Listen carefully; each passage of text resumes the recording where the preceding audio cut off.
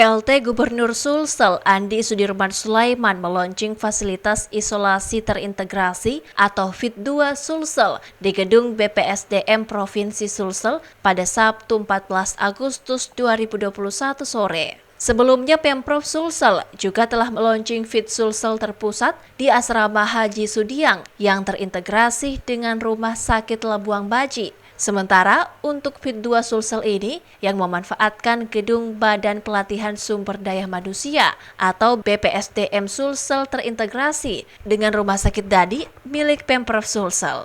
Andi Sudirman Sulaiman mengungkapkan, untuk FIT2 Sulsel ini memiliki kapasitas 150 tempat tidur dengan fasilitas yang sama dengan FIT Sulsel yang ada di Asrama Haji Sudiang, seperti adanya dokter spesialis, dokter umum, nakes, dan apoteker. Namun di FIT2 Sulsel ini sedikit lebih lengkap dengan adanya relawan dari Fakultas Kedokteran dari beberapa kampus di Makassar yang berpartisipasi dalam penanganan COVID-19.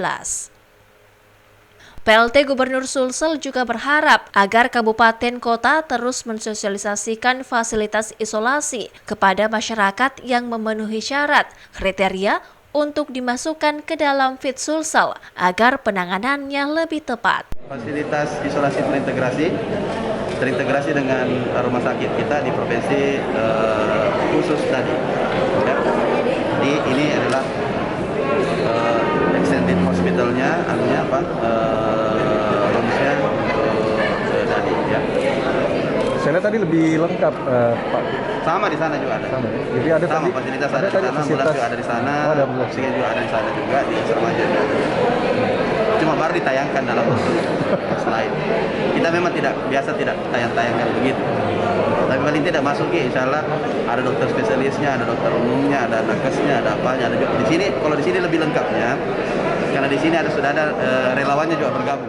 Bagi masyarakat yang ingin mengakses isolasi terintegrasi ini, cukup memperlihatkan hasil tes PCR positif COVID-19. Agus Salim, Fajar TV, Fajar Radio melaporkan.